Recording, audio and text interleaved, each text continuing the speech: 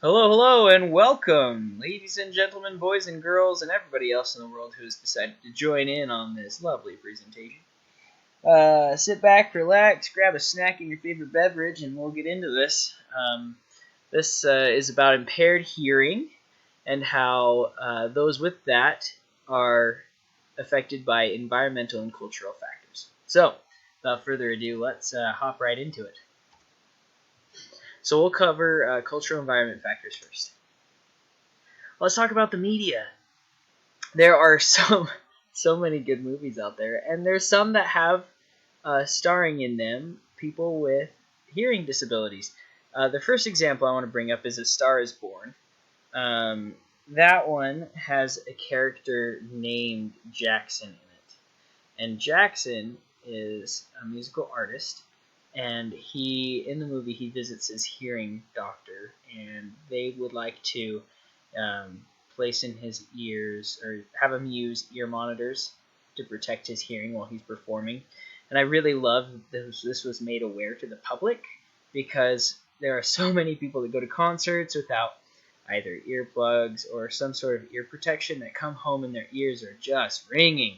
And this is what the performer in this show had. Is he said that he had ringing in his ears because he refused to wear those ear monitors to help protect his hearing. A Quiet Place. I don't know if you've seen that one. It's about a deaf family living in a almost post-apocalyptic kind of a scenario where they have to stay quiet. But it had a really good deaf presence. They used some sign language in it, and it brought up cochlear implants too. And speaking of cochlear implants, on Toy Story 4, Disney put in, on the picture on the side here, put in a child at the preschool that Bonnie attends who's got a cochlear implant, that little green part on his head. That is a cochlear implant, and it is used to enhance sound for somebody who was born mostly or totally deaf. It goes in there and it stimulates that auditory nerve to help your brain kind of decipher what's going on. So that was really cool that was in there. Switched at Birth is a TV show that really emphasizes the deaf community, and like right off the bat, they spare no subtle exchange. They talk about whether or not it is okay for a deaf child to have a cochlear implant. The deaf community is really strong and prideful and very proud of their deaf culture. And to some, it is viewed as stripping away that child of that deaf culture if you were to give them a hearing implant. And they talk about that in this movie, and that's really interesting. As for the news, most of it was kind of engaged more and geared more towards hearing loss and use of hearing aids, and they really looked at it as a curative kind of a thing, as a disability and a disease that can be cured if you were to look into getting hearing aids. So, family support is so important for a deaf child. The first fact on there, 90% of deaf children are the only deaf person in their family. And this was by the National Institute on Deafness and Other Communication Disorders. And I spoke with my friend. I've got a friend who has a cochlear implant. He was born almost completely deaf, and he had a cochlear implant put in when he was young, and he is considered a prodigy with it because he is able to use that cochlear implant a lot better than those who are deaf. And his name is Hunter Madsen, and I've got some quotes in from him, and I really respect him and his views. And he's a professor at Utah State University. He's teaching sign language there, and is a really good advocate for deaf culture and for the deaf and those who have hard hearing. So it's critical for family to be supportive of it, because it gives the child a sense of belonging. When you're someone who has a sense that's missing, you can feel like an outcast. And it's really important to provide that loving support as you can see in this picture here, a dad whose daughter had to get a cochlear implant.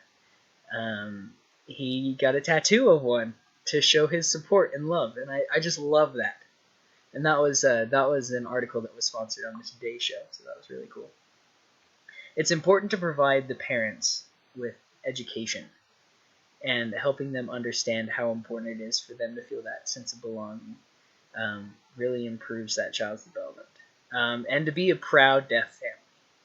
To be proud that your child's deaf, and not to treat it as a disability, but as a form of communication, just as another person would communicate with another. As for your peers, it's critical to interact for a deaf or person with hard of hearing, and this not only includes the young, but also the elderly and anybody else between the age of 0 to 99 who has hearing loss. Peers are important. It gives you another sense of belonging. It gives you a group you can call home, that you can go to. You can look for support. You can be there for each other. It's just a real source of camaraderie that you can get. It brings you unity, and it's important to be integrated into that deaf culture to really understand what they stand for and what they believe. There are deaf schools where a lot of people can go to associate with these peers. The collegiate university is Gallaudet University. They talk about that on the show Switched at Birth as well. And that is specifically a deaf college. And there's a local one here in Ogden called the Kenneth Burdett School. They call it the KBS, but they're with Utah Schools for the Deaf and Blind, and they have programs for those who are hard of hearing or completely blind. So kudos to those guys, and we really love their work that they do. So hearing loss is a rather progressive disease, but it can be cyclical too.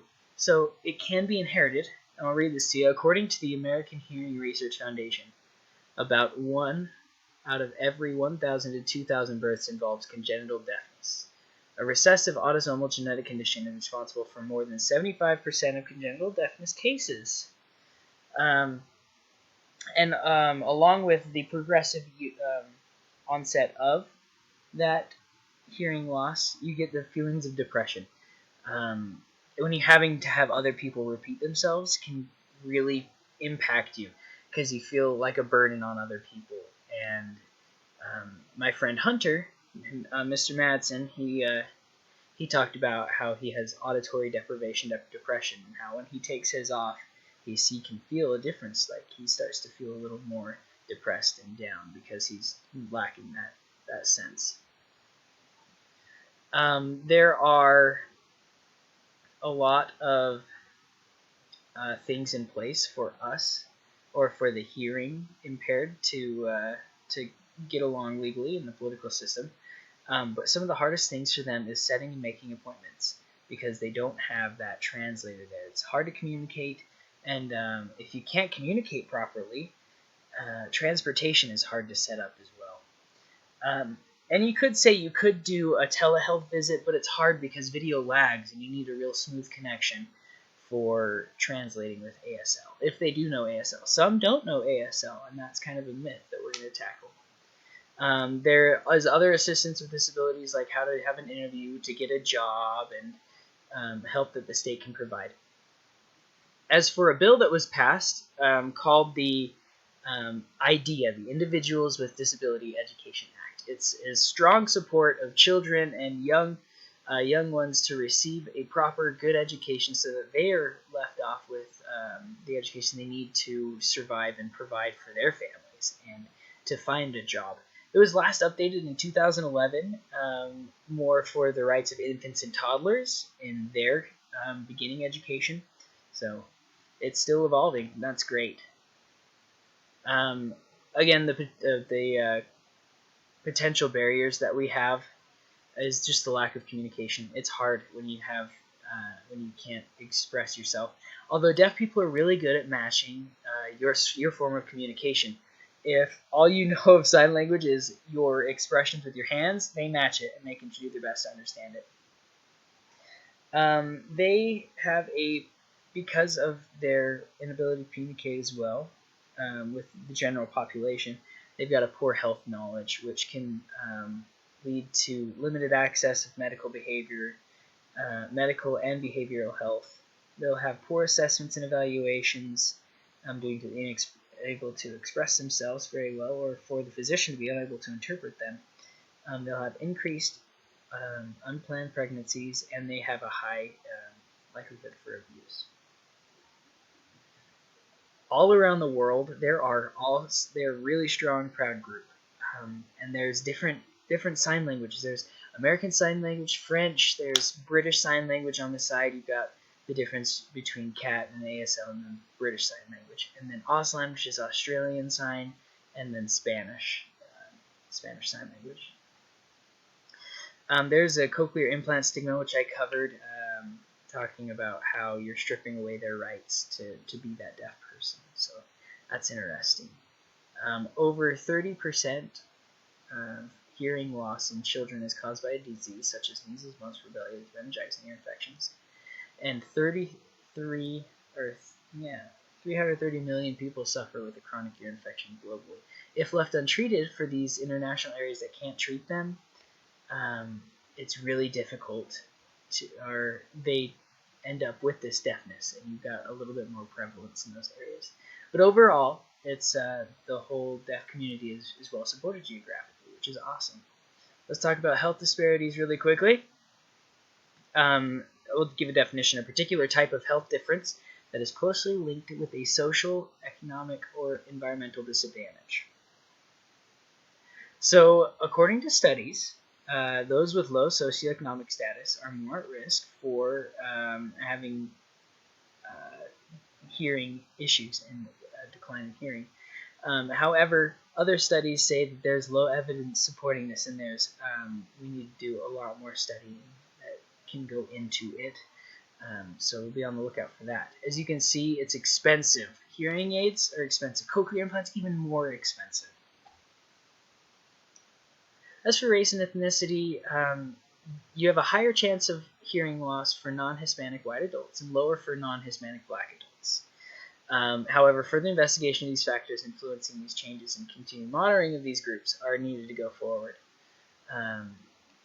As the disease progresses, you see that there's more of a likelihood as you age to get that hearing loss. And so there's some stats there, which is really impressive. By the 75 or 50% likelihood of having to use hearing aids just to hear your general conversations. And men are almost twice as likely as women to have hearing loss among aged adults, or adults aged 20 to 69. So there you go. Some biases and stereotypes. The implicit ones are attitudes towards people who associate stereotypes with them without unconscious knowledge.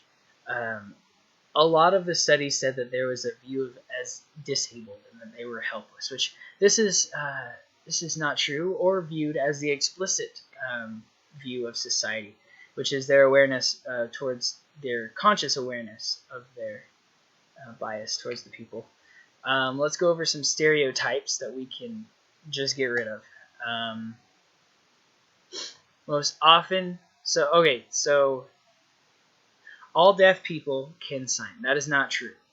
Deaf people can't drive. That is absolutely not true. They can. In fact, my friend Hunter says that they are better drivers and they get in less accidents, which is backed up by evidence. And then talking louder to help a deaf individual hear you better is not the best way. It's best to slow down, let them read you, and do your best to talk to them. And again, these biases are often more associated towards these aged adults for the hearing loss, but the hearing loss can come at any age. So there's my references, guys. Thank you. Please, please, please, if you haven't gotten a hearing test, check it out, because a lot of young people need hearing aids, and there's absolutely no shame in that. It is 100% good for you to get hearing aids and to be able to communicate with your family. and loved ones. So thank you for watching. Appreciate it.